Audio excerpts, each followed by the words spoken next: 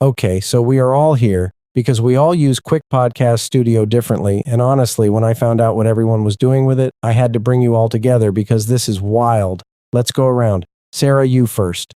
So mine is kind of personal. I started recording a weekly audio diary. Every Sunday I sit down for 20 minutes and I just talk about my week. What happened, what I learned, how I felt.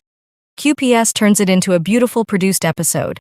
I have been doing it for 6 months and I already have this incredible archive of my life that my kids and grandkids are going to be able to listen to someday. Like a time capsule, but in audio. That is genuinely beautiful. Marcus, what about you? Mine is completely different. I am writing a novel. Or I was writing a novel. I got about 40,000 words in and realized I wanted it as an audiobook too.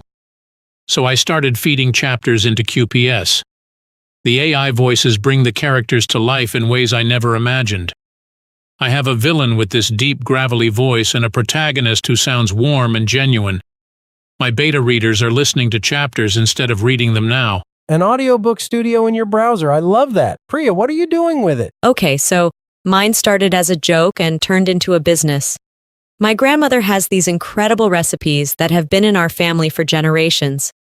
I started interviewing her about each recipe, where it came from, the stories behind it, the memories. QPS turns each conversation into a produced episode. We now have a family recipe podcast that 42 members of our extended family subscribe to.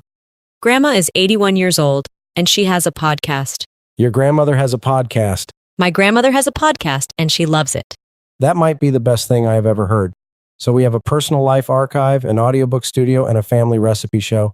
I started using QPS to document my home renovation. Every project I do, I record a before and after episode, what I did, what it cost, what I learned.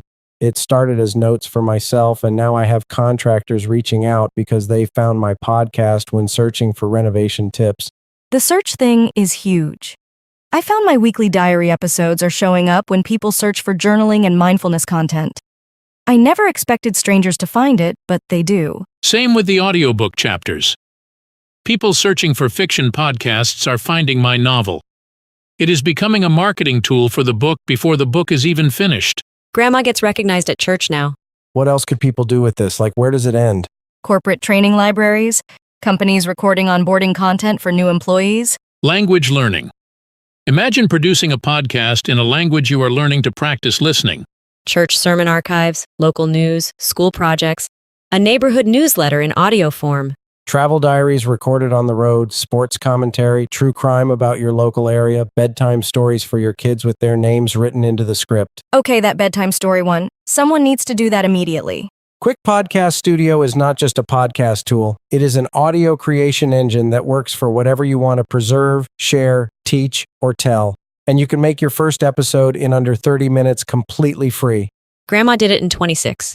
Head to qpsstudio.com. Whatever story you have been meaning to tell, tell it. See you inside the studio.